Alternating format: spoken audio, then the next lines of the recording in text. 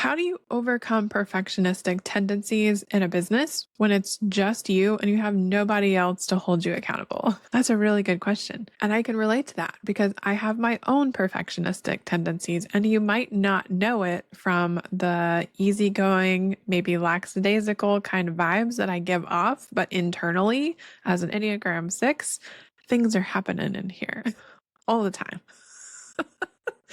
So, how did I overcome perfectionism to some degree? We're never going to be able to wipe it off if that's your natural tendency, but you can learn to fight it in more effective, productive ways for your business specifically. So, that's what I want to talk to you about in this video.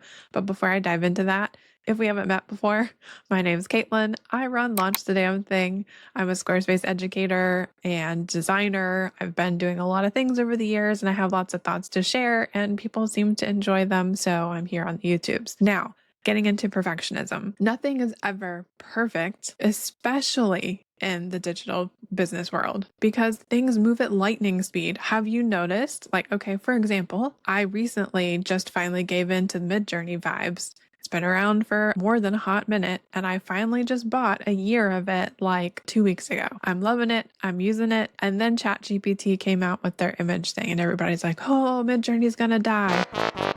We can't keep up, right? Perfection is not a thing. The business world is changing at lightning speed, especially now in the age of AI. So the best we can do is day-to-day management in some cases, and that requires us to be agile and flexible. And perfectionism does not allow you to do that. So the first thing is nothing is ever perfect. Things are going to fluctuate. Expect that. That's your bare minimum. The second thing is perfection is subjective. What I perceive as perfect, you probably don't. And the next person feels differently than both of us, and so on. So perfection doesn't actually exist. I can argue this all day long because, again, it's subjective. We all have some idea of perfect ourselves, and it's usually different from everyone around us. So professionals don't get it perfect because everybody thinks perfect is different. We're also flawed human beings. So flawed humans cannot produce perfect things. That's not a thing. It doesn't happen. We have limited attention spans. We have a tendency to miss important details because we have limited attention spans, and we have blind spots that we don't even know we have. Like the whole ignorance is bliss. Yeah, the fact that you're ignorant is bliss because you don't know you're ignorant about the thing. There's lots of things that I still don't know after running this business for 10 years. There's lots of things I still don't know about the graphic design industry, even though I went to college for it and have been in the industry since 2006.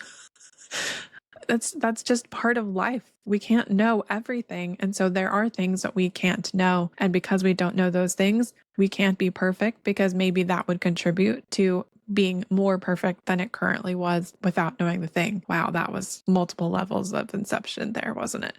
Very meta. The next thing is mindset shifts that we need to embrace in order to get past this hump. The first one is that wrong isn't bad. The most common thing that I see from new business owners is that they're afraid to make a wrong decision because that wastes time they can't get back. So you literally can't make a wrong decision, because every wrong decision is a learning experience. You learn something from every decision you make, and the learning is the valuable part, not the wrong part. So everything that you choose to do, if it turns out to be the wrong decision, you learn something from it and do better next time. As long as you're doing better next time, it's good, and the wrong decision was worth making for the lesson you learned because of it. Perfect is boring. That's the second thing. I can't express this to you enough, but if you walk into a perfect scenario, if you walk into a perfect house, if you walk into a perfect store, if you see a perfect website, something about that feels inauthentic to you because it doesn't feel achievable. When people like Amy Porterfield and Marie Forleo stand up and say, you can do it too, it feels unachievable because they look like they have the perfect business, right? So perfect is boring. There's nothing flawed about it. It's not achievable because it's not relatable, or it's not relatable because it's not achievable. I don't know. The third thing is that being flawed. So if we know things aren't perfect, we can't make wrong decisions, then being flawed becomes relatable and authentic. The reason I think that you guys relate to me is because I am flawed and I am not perfect. I have a lot of weird tendencies. I have a lot of OCD tendencies, a lot of perfection tendencies. I'm really detailed, really long-winded, and yet you guys are still here and you're asking me for more. So being flawed and authentic, that's actually relatable. You want to be you, yourself, in whatever way you can. The fourth thing, and I kind of touched on this earlier, is that our failures are valuable lessons. The reason that I have gotten this far, and even though it took me a long time to get this ball rolling, in all honesty, it took 5 years before I saw any real traction and felt momentum building. It didn't have to take that long. It just took me that long to get there. The reason why is because I was still learning, but I wasn't necessarily learning from my failures. So it was just like, oh, wow, I'm bad at that. I'm going to try something else. No. That's not the lesson. The lesson is that thing didn't work for me, or that didn't work for my audience, or that price didn't work because their budget's not that. Whatever the issue is that you're coming up against, you have to find the lesson in it. Otherwise, yes, it is a waste of your time. As long as you can find the lesson, it's never a waste of time. Failures are never a waste of time. Failures are not bad. You learn from those.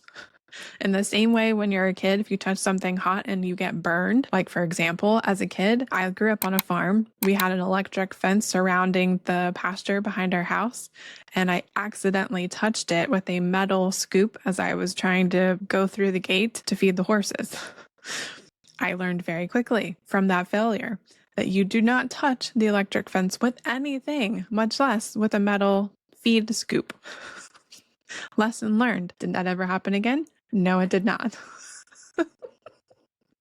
We learn from our failures. We learn from our bad decisions. We learn from the things that are wrong. And as long as you're learning, it's not a waste of time. The next thing is to point out that your time is limited. Doing your best is enough, because that's all you can do. If perfection isn't achievable, the next best thing you can do is good enough for right now. And that's okay. People aren't expecting perfection, because a lot of them, especially if you're targeting an audience that doesn't know as much as you do, your best is perfect to them because they can't do that. And that works for all industries. So for me, for you guys, let's say you're a new business owner, you haven't been doing this for 10 years, but I have. My version of good enough is perfect for you because you can't achieve that yet. But I can help you get there by giving you my good enough. Does that make sense? Now put yourself in your audience's shoe and think about that from that perspective. Your good enough is the best for somebody else, and that's okay. It's supposed to change. That's okay for now, and the next time you do it, you'll be better, and the next time you do it, you'll be better, and the next time you do it, you'll be better. The constant change is what keeps this interesting. The reason that we're all doing this, we're working probably more doing the entrepreneur thing than we ever were at our 9 to 5, maybe. I certainly am, but it's because I love it.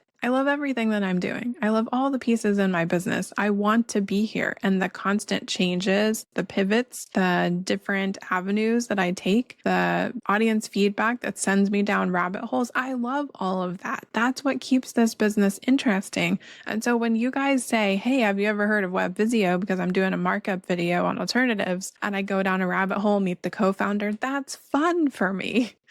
But also that's change. It kind of upset my whole YouTube schedule. Fine, whatever. Life is just life. So I just wanted to share those thoughts with you, because this is a common recurring theme that I see in all of the spaces that I'm in regarding new business owners and all of that stuff. Like, this is a thing. You are not alone. You're not the only one thinking this. And these are my thoughts. This is how I got past that in my business life. There's some areas in my personal life that I'm still working on, of course, because again, we're all flawed humans and I am not perfect. But for business, I'm getting better at it because of these things. These are the thoughts that fill my brain when I get stuck in that perfectionistic mode. And I'm hoping that this will help you with it too. That's all I have for you in this video. I'll see you in the next one.